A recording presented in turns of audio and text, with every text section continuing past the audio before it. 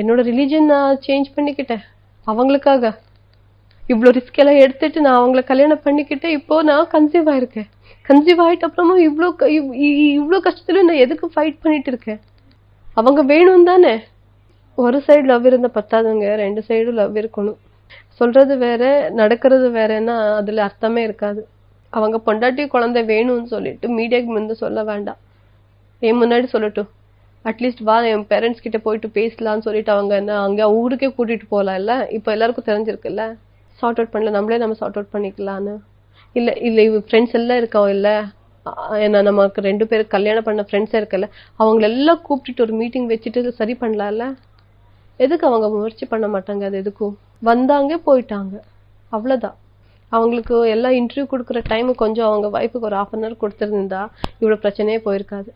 ஒரு உமன் தான் வந்து இன்னொரு உமனுக்கு சப்போர்ட்டாக இருக்கணும். உங்கள் ஃப்ரெண்ட்ஸ் பல பேர் வந்து உங்களுக்கு வந்து இப்போ வரைக்கும் சப்போர்ட்டாக இருக்காங்க. பட் அன்ஃபார்ச்சுனேட்லி வந்து இப்போது ஹன்ஷிதா அப்படின்றவங்க வந்து உங்களுக்கு எதிராக அர்ணா கூட சேர்ந்துட்டு அவங்களோட அஃபேர் வந்து அது தாங்க முடியாமல் நீங்களும் வந்து டிப்ரெஷனுக்கு உள்ளானீங்க. ஸோ அதை பற்றி இப்போ எப்படி ஃபீல் பண்ணுறீங்க? அதை பற்றி ஃபீல் பண்ணுறது என்னங்க, எனக்கு அசிங்கமாகுது. அந்த பொண்ணு நினச்சாலே அசிங்கமாகுது, சீரியஸ்லி. இப்போ அந்த பொண்ணை பற்றி எனக்கு பேசுகிறதுக்கு இன்ட்ரெஸ்ட் இல்லை. இப்போ எனக்கு என்னோட லைஃப், என்னோட குழந்தையோட ஃப்யூச்சர் மட்டும் இம்பார்ட்டண்ட். எனக்கு நியாயம் வேணும். அவள் என்ன தப்பு பண்ணியிருக்காளோ என்னன்னா அது கடவுள் பார்த்துப்பாங்க. இப்போ எல்லாருக்கும் தெரியும் யார் என்னெல்லாம் பண்ணிட்டு இருக்காங்கன்னு, நீங்களே பார்த்துட்டு இருக்கீங்கல்ல, அது கடவுள் பார்த்துப்பாங்க. அப்புறம் இப்போ அதை பற்றியெல்லாம் யோசிக்கிறதுக்கு எனக்கு டைமும் இல்லை. இப்போ என்னோட ஃபேமிலி சரியாகணும், அவ்வளோதான். எனக்கு என்னோட ஃபேமிலி வேணும், என்னோட ஃபேமிலி நான் ஹாப்பியாக இருக்கணும், அவ்வளோதான்.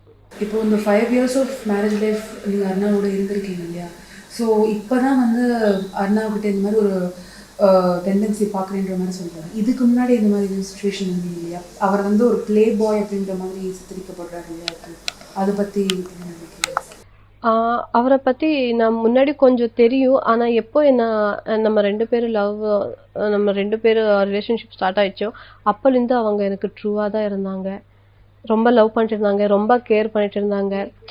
நான் வர்றதுக்கு முன்னாடி அவங்க லைஃப்பில் ஒரு பொண்ணு இருந்தால் அது எனக்கு நல்லாவே தெரியும். அதுக்கப்புறமா நான் அவங்க லைஃபுக்கு போயிட்ட அப்புறமா நம்ம 2 பேரும் ரிலேஷன்ஷிப் நம்ம 2 பேரும் லவ், அவங்க என்கிட்ட ட்ரூவாக இருந்தாங்கன்னு நினச்சிட்டு இருந்தேன். ரொம்ப கேர் பண்ணிட்டு இருந்தாங்க.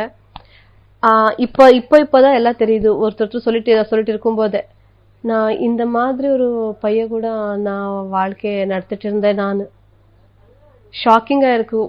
ஒரு சைடு ஒரு நியூஸ் கேட்கும் போது எனக்கு ஷாக்கிங்காக இருக்கு.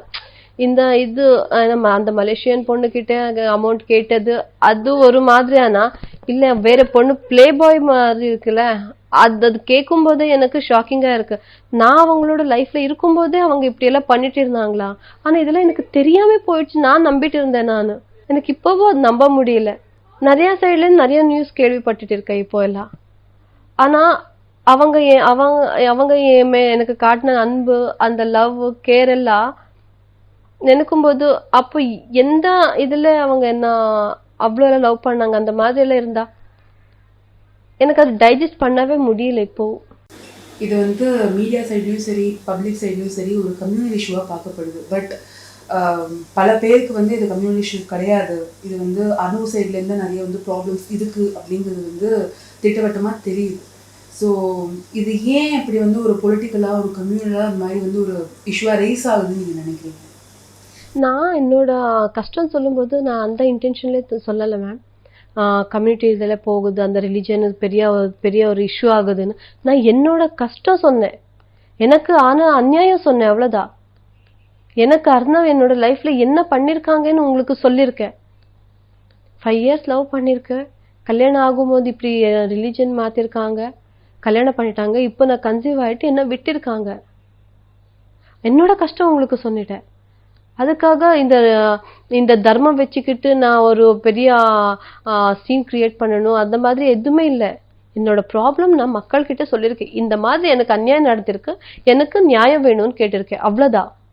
ரொம்ப ஸ்ட்ரெஸ்ஃபுல்லான சுச்சுவேஷனாக இருக்கும், எங்களுக்கே தெரியுது. நீங்களும் வந்து ஒரு உங்கள் சைட்லேருந்து சரி, ஃப்ரெண்ட்ஸ் சைட்லேருந்து சரி, இது வந்து பயங்கர ஸ்ட்ரெஸ்ஃபுல்லான சுச்சுவேஷன்றது நல்லாவே தெரியுது.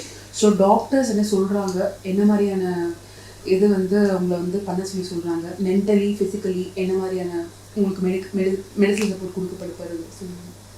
டாக்டர் என்ன சொல்கிறாங்க, நீங்கள் கம்ப்ளீட் ரெஸ்ட் எடுக்கணும், அப்புறம் எதுவுமே டென்ஷன் பண்ணாதீங்க, ஸ்ட்ரெஸ் எடுக்காதீங்க, ரொம்ப வெயிட் லிஃப்ட் பண்ணாதீங்க, ரொம்ப ஒர்க் பண்ணாதீங்க, நல்லா ஃபுட் சாப்பிடுக்கோங்க, நல்லா ஹாப்பியாக இருங்க. இது என்ன ப்ராப்ளம் இருந்தாலும் அது நீங்கள் ரொம்ப அது என்ன மென்டலி ரொம்ப ஸ்ட்ரெயின் எடுக்காதீங்கன்னு சொல்லியிருக்காங்க. கம்ப்ளீட் ரெஸ்ட் பண்ணணும்னு சொல்லியிருக்காங்க. லாஸ்ட்டாக நீங்கள் வந்து மீடியாவுக்கு பப்ளிக்கு என்ன சொல்ல விருப்பப்படுறீங்க திவ்யா? இப்போது நிறைய பேருக்கு கன்ஃபியூஷன் இருக்குது, யார் சரி யார் தப்பு, ஏன்னா 2 பேரும் தப்பு பண்ணிட்டு இருக்காங்களே, 2 பேரும் சரி இருக்காங்களான்னு. இன்னும் கொஞ்ச நாள்லேயே உங்களுக்கே தெரிஞ்சிடும் யார் எந்த சைடு உண்மை இருக்குது, யார் பொய் சொல்லிட்டு இருக்காங்கன்னு. ஏன்னா இது நான் சொல்கிறது அவங்க சொல்கிறது இல்லை, இதில் போலீஸே என்கொயரி பண்ணுறாங்க, எதில் உண்மை இருக்குது எது பொய் இருக்குன்னு. எல்லா டாக்குமெண்ட்ஸ் எல்லாம் அவங்க கரெக்டாக பார்த்துட்டு செக் பண்ணுவாங்கல்ல, அதில் நம்ம ஏமாற்ற முடியாது, எதுவுமே பண்ண முடியாது. என்னோட டாக்டர் அது கொடுத்த ரிப்போர்ட்டே இருக்குது, அதில் தான் எல்லாம் உண்மையே தெரிஞ்சிடும். இன்னொன்று அது இன்னும் கொஞ்ச நாள்ல எல்லாரும் உங்களுக்கே தெரிஞ்சிடும். அப்போது நீங்களே புரிஞ்சுப்பீங்க, ஆமாம் இவங்க சரி, இத்தனை நாள் இவங்க தப்புன்னு நினச்சிட்டு இருந்தாலும் நீங்களே புரிஞ்சுப்பீங்க. இன்னொன்று என்ன சொல்லணும்னா, நான் தமிழ்நாடு சிஎம் சார் ரொம்ப தேங்க்ஸ் சொல்கிறேன். அவங்களுக்கு மனைவி செஞ்சதுனால தான் எனக்கு இப்போது தமிழ்நாடு விமென் கமிஷனர்லேருந்து எனக்கு ஹெல்ப் வந்திருக்காங்க. அப்படியே கர்நாடகா விமென் கமிஷன்லேருந்து தமிழ்நாடு விமென் கமிஷனுக்கு சொல்லியிருக்காங்க, நம்ம பொண்ணுக்கு ஏதோ கஷ்டப்பட்டு இருக்காங்க, கொஞ்சம் பார்த்து பண்ணுங்க, என்ன ப்ராப்ளம் இருக்குன்னு செக் பண்ணுங்க சொல்லியிருக்காங்க. அவங்க எனக்காக வந்திருக்காங்க, எனக்காக வந்திருக்காங்கன்னு சொல்லிட்டு நான் சரின்னு அவங்க சொல்லலை, பார்த்துருக்காங்க எது கரெக்டாக இருக்குது என்ன தப்பு இருக்குன்னு எல்லாம் அவங்க என்கொயரி பண்ணிட்டே என்கிட்ட பேசியிருக்காங்க. எனக்கு உங்ககிட்ட நியாயம் இருக்குது, நான் உங்களுக்கு சப்போர்ட் பண்ணியிருக்கேன்னு சொல்லியிருக்காங்க. அதுக்கு ரொம்ப தேங்க்யூ சொல்கிறேன்.